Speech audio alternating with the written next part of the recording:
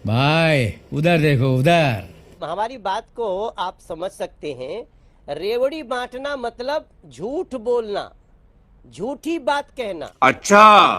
अगर सारी बातें जो बोली हैं अरविंद केजरीवाल जी ने, अगर वो सत्य है तो फिर मनोज तिवारी को आज ही इस्तीफा करा लीजिए। मनोज तिवारी को सांसद रहने का कोई अधिकार नहीं है।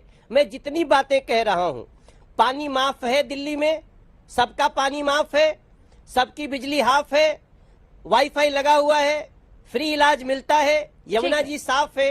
ये रेवड़ी बांटना कब तक चलेगा? मैं तुम्हें अभी समझाता हूँ।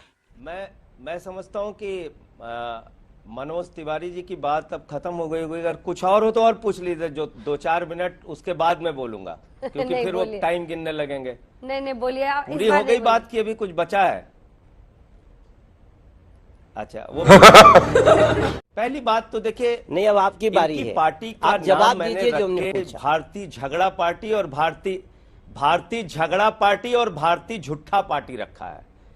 और मनोज तिवारी जी दूसरे दल से बीजेपी में आए हैं, लेकिन इनकी भी ट्रेनिंग हो गई।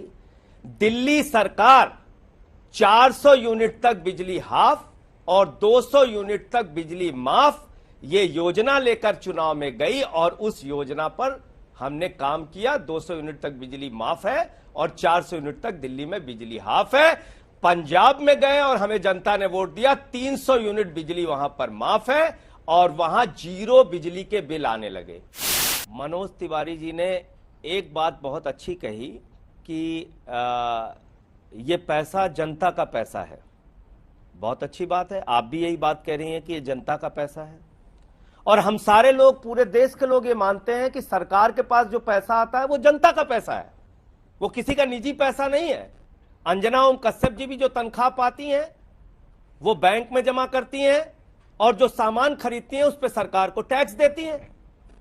एक गरीब आदमी मजदूर, मनरेगा का मजदूर, जब वो भी सामान खरीदता है, साबुन खरीदता है, आटा खरीदता है, दाल खरीदता है, चावल खरीदता है, तो सब चीजों पे आपने टैक्स लगा दिया तो सरकार को टैक्स देता है। उसके घर में जो बचत होती है, छोटा व्यापारी हो, रेडी वाला हो, कर्मचारी हो, सेना का जवान हो, तो वो बैंक में पैसा, अपनी बचत का पैसा बैंक में जमा करता है।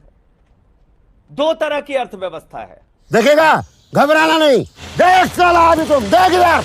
एक मोदी सरकार का मॉडल है, आदरणीय प्रधानमंत्री जी जो मुफ्त की रेवड़ी, और ये पूरे के पूरे भारतीय जनता पार्टी के नेता और सांसद वोट लेना होता है तो हाथ जोड़कर कहते हैं सब कुछ देंगे, और बाद में मुफ्त की रेवड़ी कह के जनता को जो अपमानित कर रहे हैं, उसकी हकीकत पूरे देश को पता चलना चाहिए। और यह हकीकत क्या है? माखन गुम मूजिक लगा। ये आरटीआई का जवाब है और आरटीआई की खबर भी है। ये आरटीआई में दी गई जानकारी है। 11 लाख करोड़ रुपए चंद पूंजीपतियों का माफ किया है अंजना ओम कश्यप जी इन लोगों ने। कितना? 11 लाख करोड़ रुपए। जीरो लगाते लगाते आप थक जाएंगी। और अगर 11 लाख करोड़ रुपए इस देश की जनता के हित में लगा दिया जाए तो कल्पना कीजिए कितने बच्चों के स्कूल बन जाएंगे, कितने अस्पताल बन जाएंगे, कितने किसानों के कर्ज माफ हो जाएंगे, कितने जो फ्लैट की ईएमआई नहीं भर पा रहे हैं, जो अपने बाइक की ईएमआई नहीं भर पा रहे हैं, कितने लोगों का कर्जा माफ हो जाएगा, कितने रेडी पटरी वालों का कर्जा माफ हो जाएगा। नहीं, आपने चंद पूंजीपतियों का 11 लाख करोड़ रुपए माफ किया। अरे बाप रे, ये तो धोती खोल रहा है। दूसरा, मुफ्त की रेवड़ी आप किसको दे रहे हैं? बैंकों में जो जनता का पैसा जमा है वो पैसा 50 भगोड़े लेके भाग गए इस देश से। कितना? 68,000 करोड़ रुपए।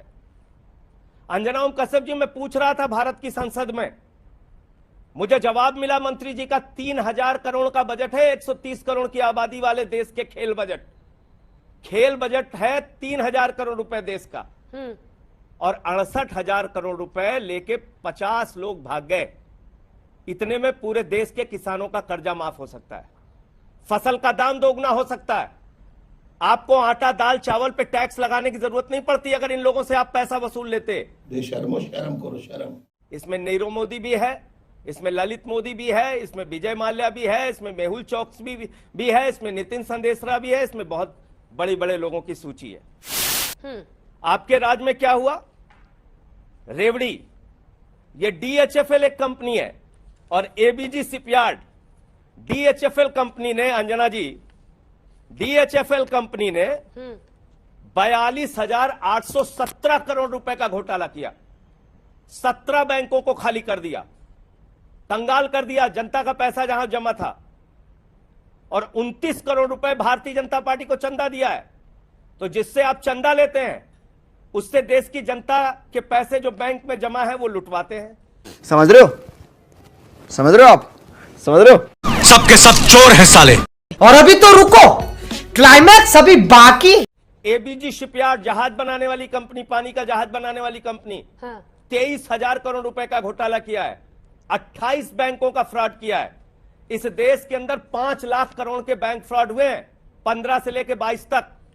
2015-16 में 18,699 करोड़ का बैंक फ्रॉड, 2016-17 में 23,923 करोड़ रुपए का बैंक फ्रॉड, 2017-18 में 41,167 करोड़ रुपए का बैंक फ्रॉड, 2018-19 में 71,534 करोड़ रुपए का बैंक फ्रॉड, 2019-20 में 1,85,468 करोड़ रुपए का बैंक फ्रॉड, 2020-21 में 1,38,422 करोड़ रुपए का बैंक फ्रॉड, और 21-22 में 60,000। संजय जी, अब मेरा सवाल सुनिए। आप मुफ्त वाली पॉलिटिक्स पे तो आ ही नहीं रहे संजय जी। सारा पैसा इस देश के जय लोगों ललिता का जी ने, चंद एक सेकंड सर, एक सवाल सुन लीजिए, एक काउंटर सवाल है, ठीक है। आपने बताया कि कैसे देश के एक्सचेकर को, टैक्स पेयर के पैसे को ही बैंकों को घाटा हो रहा है, नुकसान हो रहा है, लोग चोरी करके पैसा जा रहे हैं, लेकिन इससे मुफ्त वाली पॉलिटिक्स कैसे जस्टिफाई होती है सर? जय ललिता जी ने, अब नहीं रही इस दुनिया में, लेकिन उन्होंने एक वक्त पर मंगलसूत्र मुफ्त हम बांट देंगे महिलाओं को, वोट बैंक सुनिश्चित करने के लिए मंगलसूत्र बांट देंगे, 1 रुपए किलो में चावल दे देंगे। दक्षिण भारत में इसका खूब इस्तेमाल किया गया। आप यहां पर मुफ्त की, ऐसे थोड़ा ना देश चलता है सर। तेरा तो गेम बजाना पड़ेगा। अंजना ओम कश्यप जी, मुझे सिर्फ एक सवाल का जवाब दे दीजिए। जय मनोज जी, आ रही हूँ। अंजना जी, उनका समय पूरा हो गया, मुझे समय दीजिए। छोटा सा जवाब, उसके बाद मैं आ रही हूँ मनोज जी, तुरंत। 20,000। हाँ, मुफ्त आप जब बोल रहे थे तो नहीं बोला मैं, और अभी फिर 10 मिनट अकेले बुलवा लीजिए मनोज जी को, तब मैं बोलूंगा। नहीं, मैं रोकता नहीं हूँ उनको, उनके पास जितना विषय रहा करे सब बुलवा लिया कीजिए। नहीं, आप अपने समय पर बोलिए, फिर मुझे जब मेरी बात पूरी हो जाए तो उनको बोलने दीजिए। हाँ। तो अभी मेरा समय उन्होंने कहा है। हाँ। तो मैं ये कह रहा हूं अंजना जी, 20,000 करोड़ रुपए इस सरकार के पास नीरव मोदी और मेहुल चौकसी के लिए है, लेकिन राशन की दुकान पे जो राशन लेने जा रहा है उससे कह रहे हैं तिरंगे के लिए 20 रुपए दो, तब तुमको भारत का राष्ट्रीय ध्वज तिरंगा मिलेगा। ये इनकी सोच है। लानत है तुम लोग पे, लानत। 800 दवाओं पर, कैंसर की दवा, किडनी की दवा, टीबी की दवा, हार्ट की दवा, जीवन रक्षक दवाएं, 800 दवाओं पर 11% GST बढ़ा के उसको महंगा कर दिया। दाम वो तो अपना इकोनॉमिक संभाल रहे हैं सर। सारे आंकड़े लेके आए। मेरे सवाल पे तो आइए सर। 2000 बीजेपी का इकोनॉमिक्स तो आप समझा रहे हैं, उनको रेवेन्यू कलेक्शन करना है, वो करते हैं। सवाल पे वो उनको रेवेन्यू कलेक्शन करना है। आप सही मानती हैं? हाँ, मैं आपसे पूछ रही हूँ किस पॉलिसी को आप सही मानते हैं? नहीं, मैं आपसे सवाल पूछ रही हूँ, आप जवाब दीजिए, जनता को कन्विंस कीजिए। 92 लोगों के पास 55 करोड़ लोगों के बराबर की आमदनी हो, मैं कहता रहा हूं आपसे, 92 लोगों के पास 55 करोड़ लोगों के बराबर की आमदनी हो, क्या आप ऐसी असमानता की अर्थव्यवस्था चाहती हैं? अच्छा बात नहीं है। यही नहीं, अभी और सुनिए।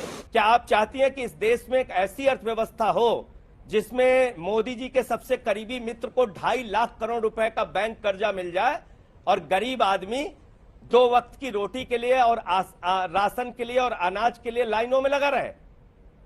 क्या यह अर्थव्यवस्था ठीक है? क्या इस देश के लोगों को 75 साल की आजादी के बाद शिक्षा, स्वास्थ्य, बिजली, पानी, तमाम मूलभूत सुविधाएं फ्री पाने का अधिकार नहीं है, जो केजरीवाल जी का मॉडल है? अरविंद केजरीवाल जी कौन सा गुनाह कर रहे हैं? 11 लाख करोड़ जनता को फ्री बिजली दे रहे हैं, ठीक है। 11 लाख करोड़ माताओं बहनों को फ्री बस की यात्रा करा रहे हैं, ठीक है सर। जनता के पैसे से फ्री शिक्षा दे रहे हैं, फ्री स्वास्थ्य दे रहे हैं, इसमें आपको दर्द क्या हो रहा है? गजब बेइज्जती है।